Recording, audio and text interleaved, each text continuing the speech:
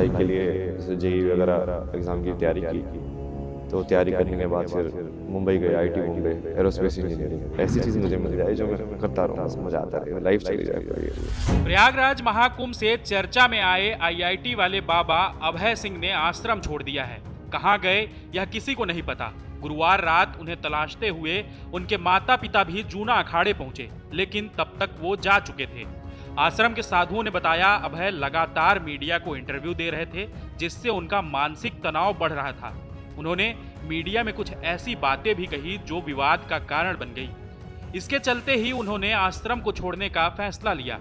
आपको बता दें, अभय हरियाणा के झज्जर जिले के रहने वाले हैं और अभय ने आईआईटी बॉम्बे से एरोस्पेस इंजीनियरिंग की। उनके पिता कर्ण सिंह एडवोकेट हैं और झज्जर बार एसोसिएशन के प्रधान भी रह चुके हैं। इसके बाद अभय ने कनाडा जाकर एरोप्लेन बनाने वाली कंपनी में काम किया। हालांकि अचानक वह देश लौटे और कुछ समय बाद घर से गायब हो गए। महाकुंभ से जब उनकी वीडियो वायरल हुई तो परिवार को पता चला। हालांकि अब वो इस बारे में ज़्यादा बात नहीं करना चाहते। उन्होंने शुरुआती पढ़ाई झज्जर जिले से की। पढ़ाई में वह बहुत होनहार थे। इसके बाद परिवार उन्हें आईआईटी की कोचिंग के लिए कोटा भेजना चाहते थे, मगर अभय ने दिल्ली में कोचिंग लेने की बात कही। कोचिंग के बाद अभय ने आईआईटी का एग्जाम क्रैक कर लिया। उन्हें आईआईटी बॉम्बे में एडमिशन मिल गया। अभय ने वहां से एरोस्पेस इंजीनियरिंग में बीटेक की डिग्री ली, फिर डिजाइनिंग में मास्टर डिग्री ली।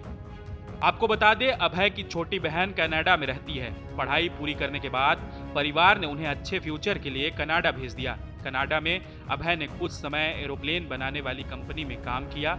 उन्हें हर महीने लगभग 3 लाख रुपए की सैलरी भी मिलती थी। इसके बाद कनाडा में लॉकडाउन लग गया, जिस वजह से अभय भी कनाडा में ही फंस गए।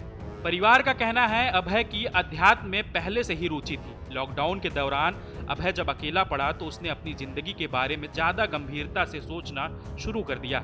जब लॉकडाउन हटा तो अभय भारत लौट आए। यहाँ आने के बाद वह अचानक फोटोग्राफी करने लगे। अभय सिंह को घूमने का शौक रहा, इसलिए वह केरल गए, उज्जैन, कुंभ भी गए और हरिद्वार भी गए थे। अभय घर में ही ध्यान लगाने लगे। परिवार जब उनकी शादी की बात करता तो उन्हें अच्छा नहीं लगता था। हालांकि उनके मन में क्या चल रहा था इसका आभास परिवार में किसी को भी नहीं था।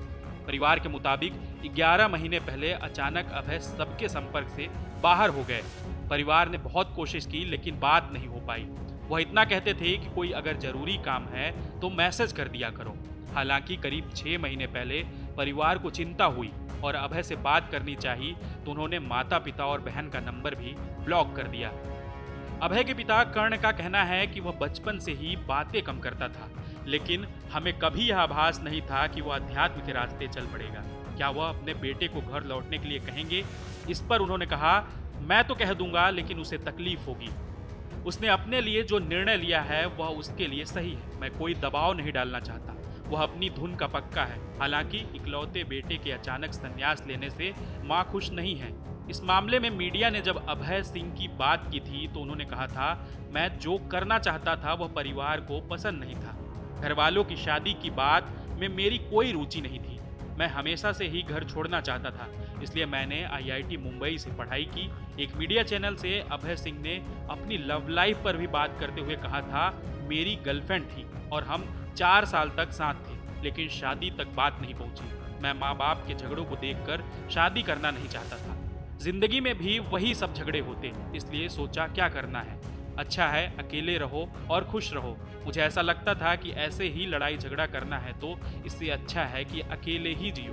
उन्होंने कहा, अब अध्यात्म में मजा आ रहा है। मैं साइंस के जरिए अध्यात्म को समझ रहा हूँ, इसकी गहराइयों में जा रहा हूँ। सब कुछ शिव है, शिव ही सत्य है और शिव ही सुंदर है।